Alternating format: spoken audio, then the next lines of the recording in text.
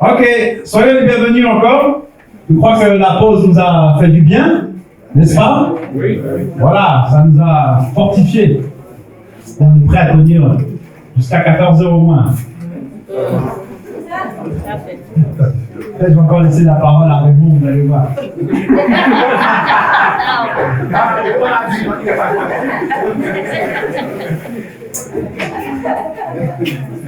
Voilà.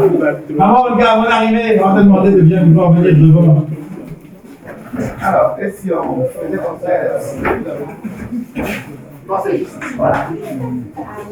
Ça va. Bien pour les tailles. D'accord.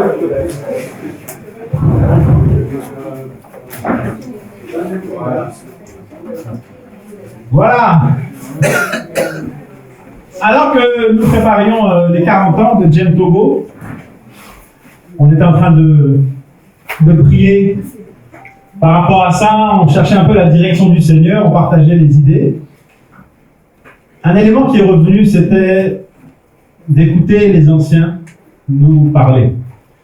Écouter les anciens nous raconter comment ils ont vécu à Jem.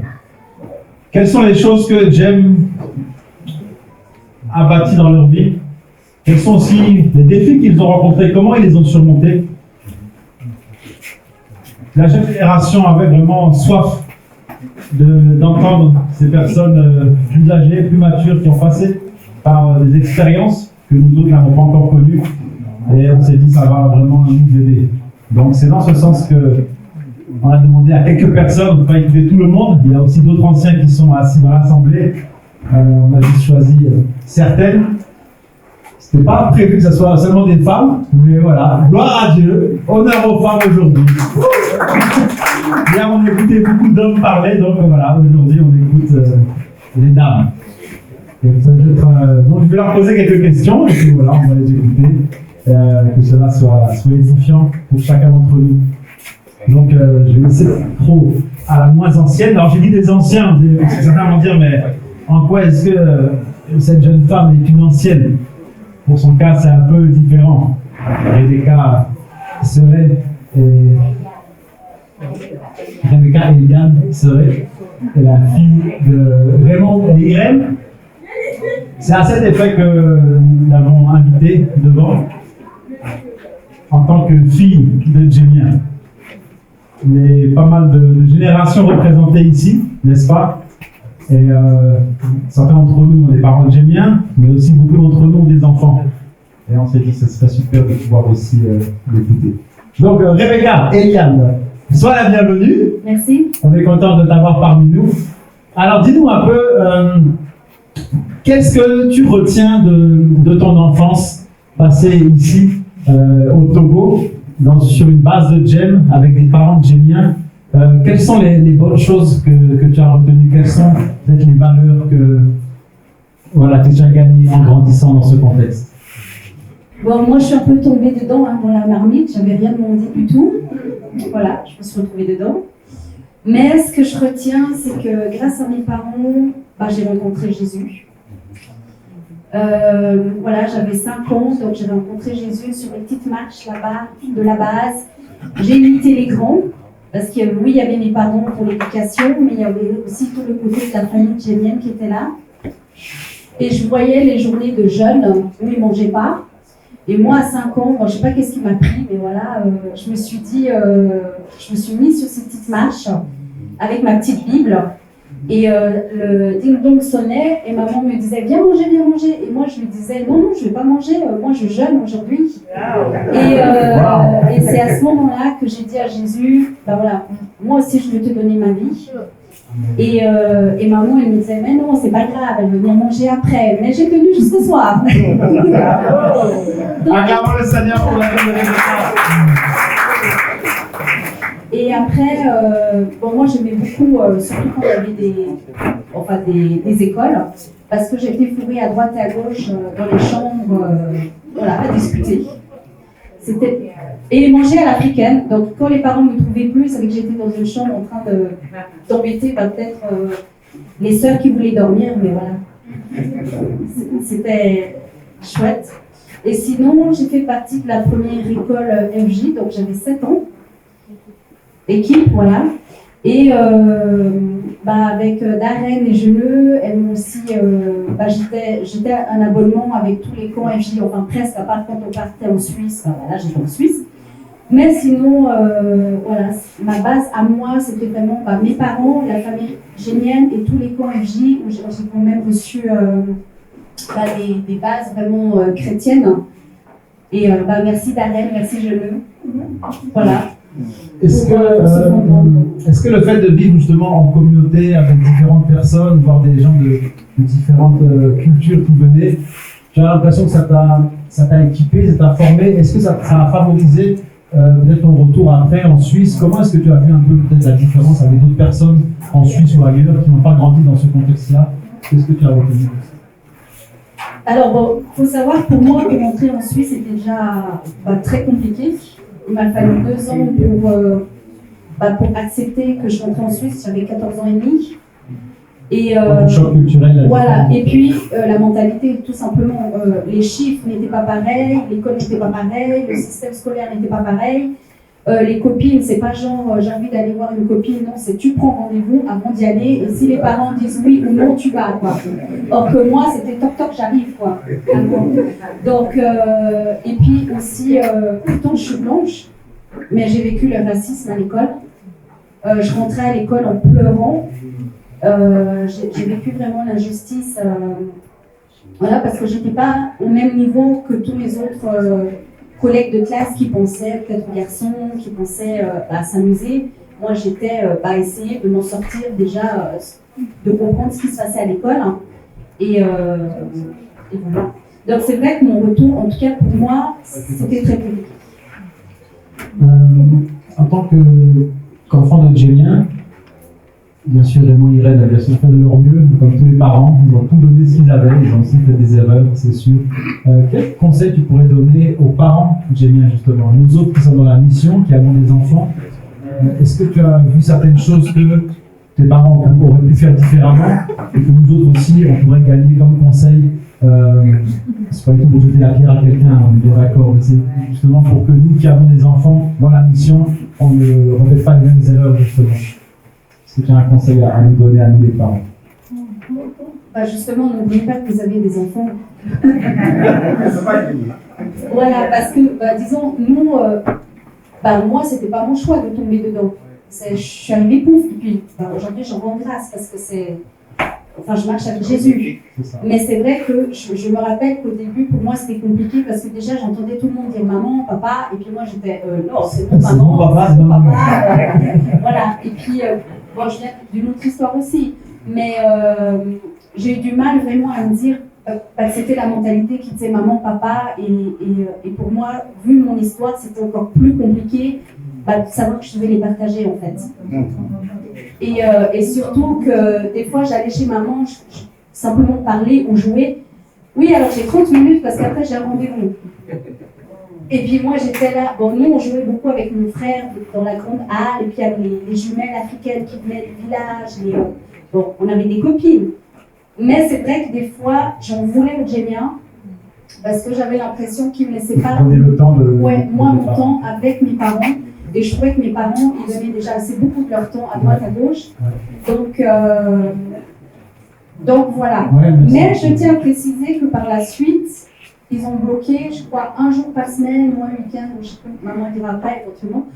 Où là, j'étais toute contente parce que je savais que je les avais rien que pour moi et mon frère. Et puis on allait à la piscine et à la mer. Et puis alors, je me défoulais beaucoup sur ce jour-là. Super, c'est quelque chose qui t'a bien marqué, une bonne expérience. Merci. Donc, je prends le conseil pour chacun d'entre nous qui avons des enfants. C'est vrai, on se donne et le ministère, ça demande beaucoup, mais ne négligeons pas nos familles. Ne négligeons pas madame, monsieur, les enfants. Ne négligeons pas de nos familles une priorité.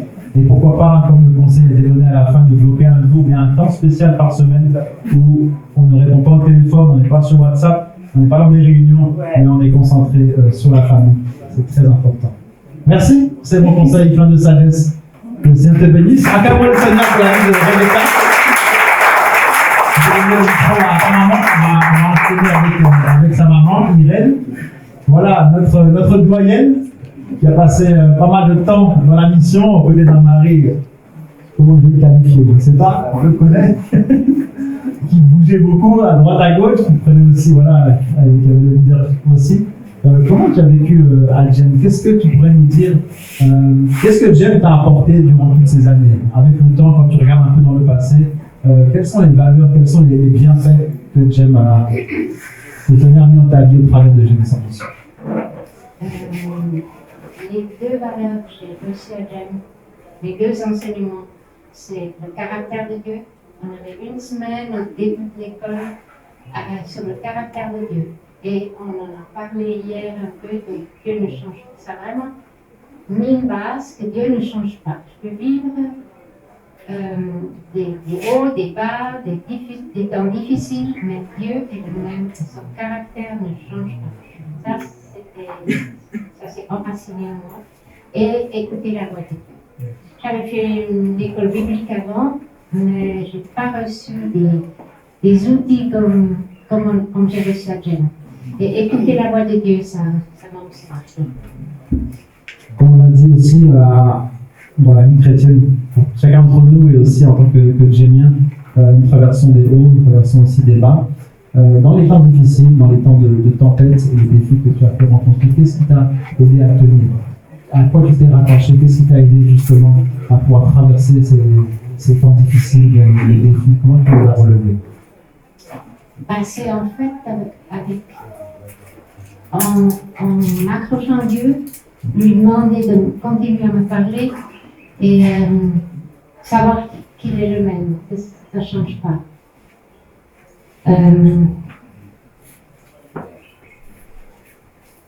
Oui. Est-ce que c'est le conseil que tu peux aussi donner à cette génération qui est là devant toi? Il y a plusieurs générations représentées. Peut-être certains hésitent à continuer leur engagement à GEM, on ne sait pas, il y a beaucoup de défis, des questions qu'on se pose. Qu'est-ce que tu pourrais nous dire comme conseil pour cette jeune génération? Dans les défis, dans les temps difficiles, Dieu est là. Et de continuer à s'accrocher à lui.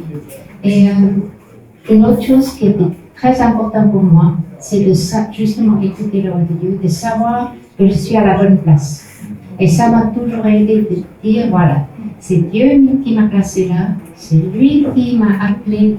Donc, si c'est compliqué, si c'est difficile, je tiens parce que je sais que je suis à la bonne place.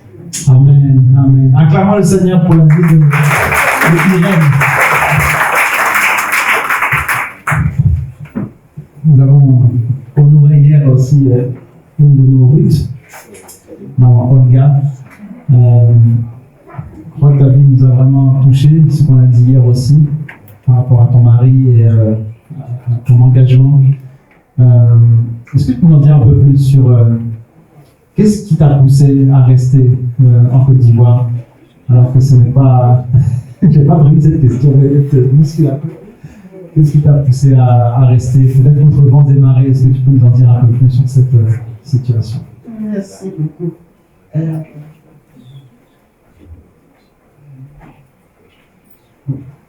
Dieu est bon.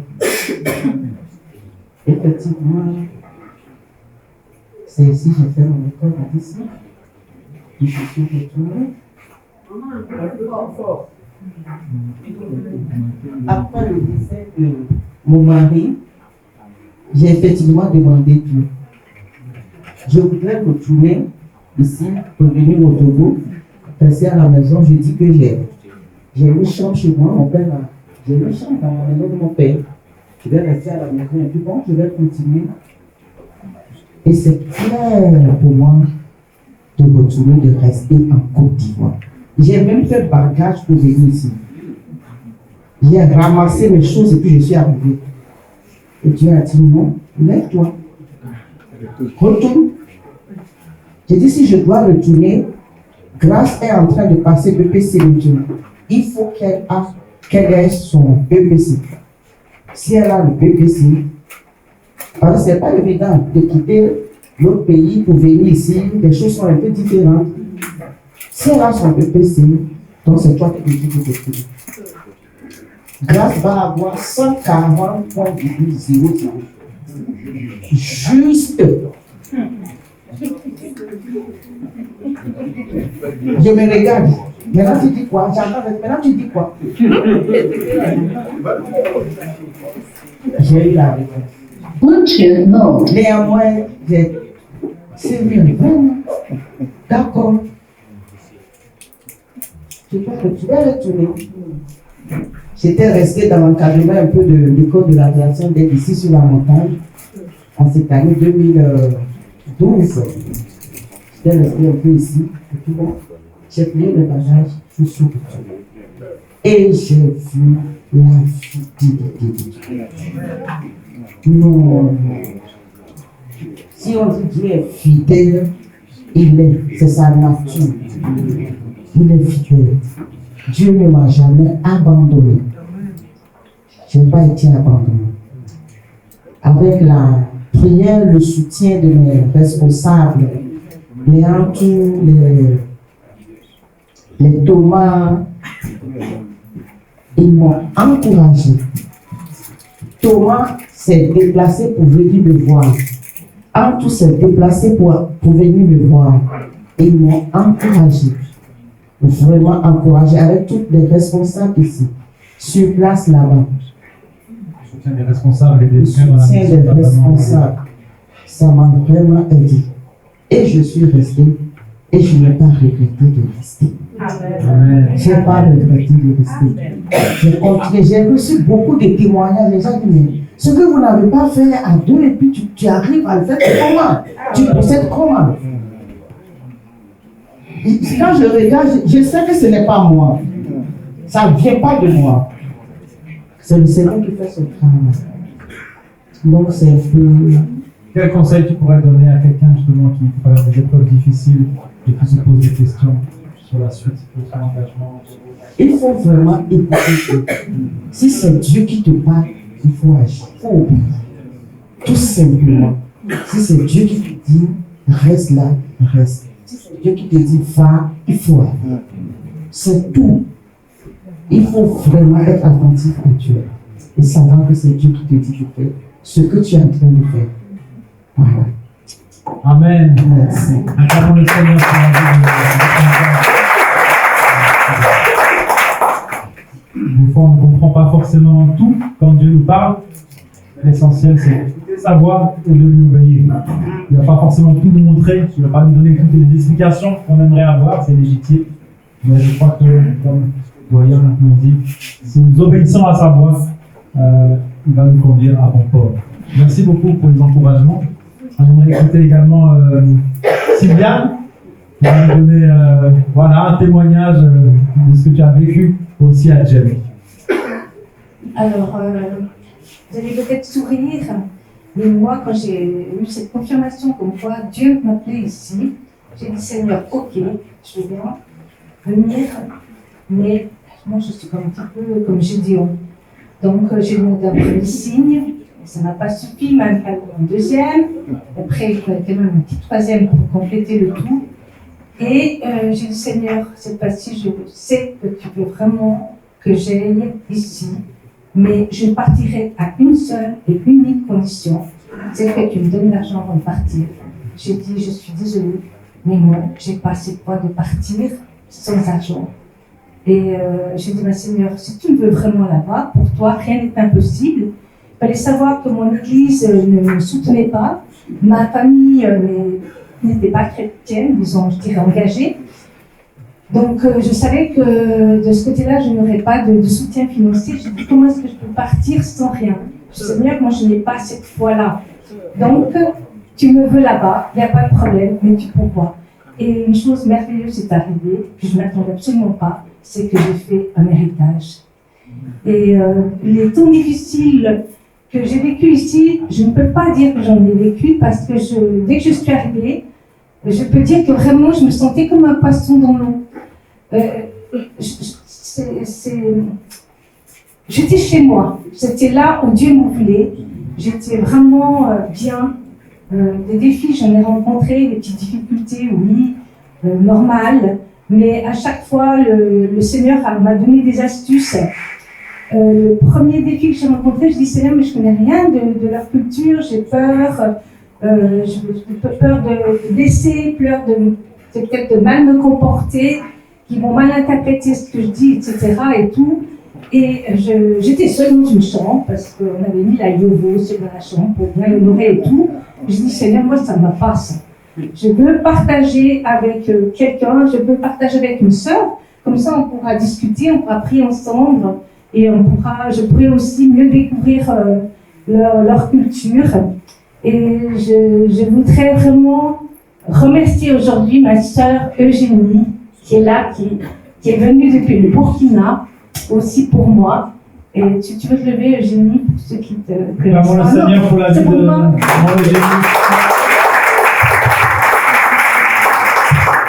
Eugénie, pour moi, c'est une sœur sans limite. Il n'y a pas de blond, il n'y a pas de noir. On est vraiment sœurs dans le Seigneur.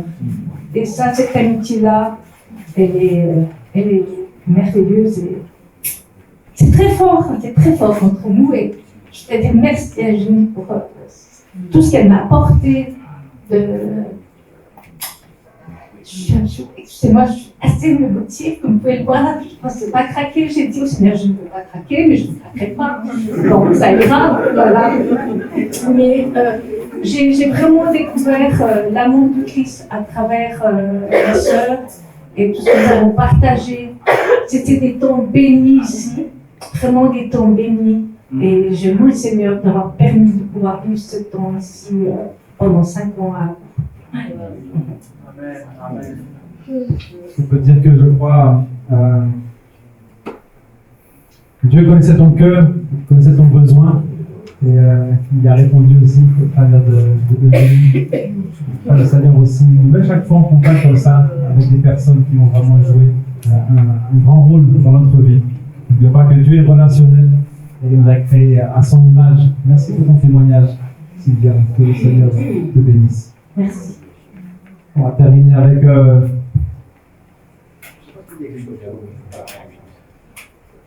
avec Isabelle Sura.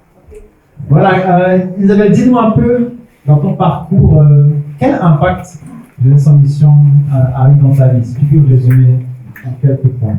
Je pense que l'impact le plus important qui me porte toujours aujourd'hui, c'est que j'ai rencontré des responsables, les premiers responsables qui présentaient c'était tellement enthousiasmant d'être chrétien. C'était heureux, c'était dynamique, c'était exigeant aussi parce qu'il fallait tout laisser. Mais quand on voit Don Stevens avec l'Anastasis, quand on voit aussi au Hollande, il y avait Floyd McLeod qui faisait un travail parmi les extraordinaire. Et ce n'étaient pas des personnes graves qui marchaient comme un devoir, c'était vraiment des gens passionnés qui étaient enthousiasmés. Vous savez que le mot enthousiasme, ça vient du latin in theo, en Dieu. Et oui, ils étaient en Dieu et il y avait beaucoup de joie. Et je crois que c'est ça vraiment qui m'a le plus captivé. Amen, amen.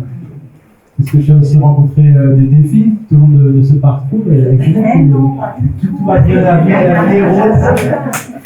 Et comment tu les as surmontés? Alors, quand on est arrivé, quand je suis rentrée au Burkina Faso, Irène et Raymond allaient bientôt partir pour le Togo. Et c'est vrai qu'au Burkina Faso, on n'avait plus un temps, il fallait se retourner parce que suite au service d'été qui a été tellement extraordinaire, je pense que les églises ont eu peur que l'arrivée de Jem déséquilibre leur façon de fonctionner, quelque chose comme ça. En fait, on n'avait pas beaucoup de travail.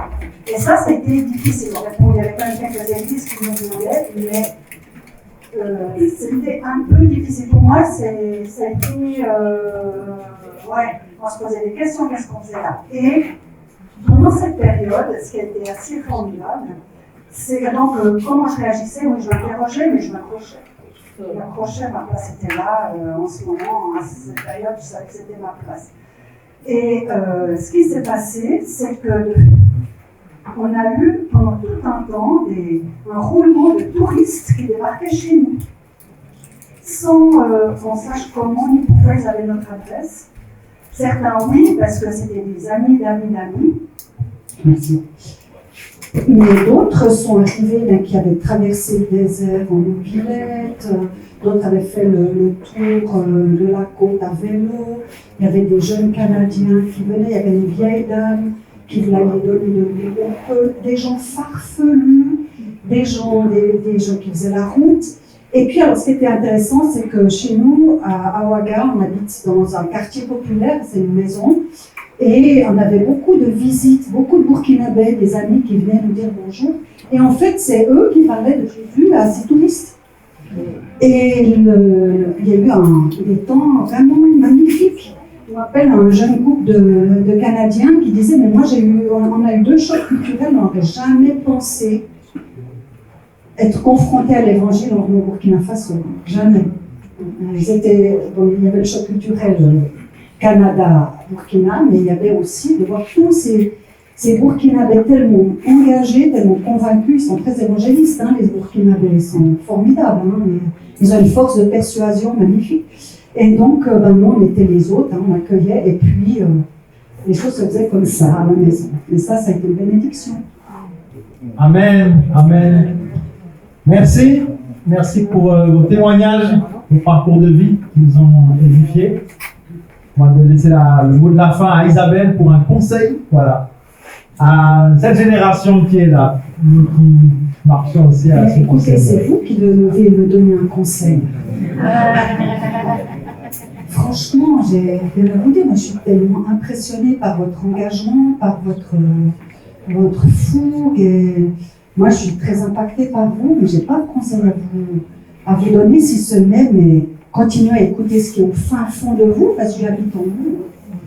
Et Dieu est là, au fin fond de nous. Continuez à écouter ce qui se passe entre vous et Dieu, et allez-y. Merci pour vous. Merci. Amen. Acclamons le Seigneur.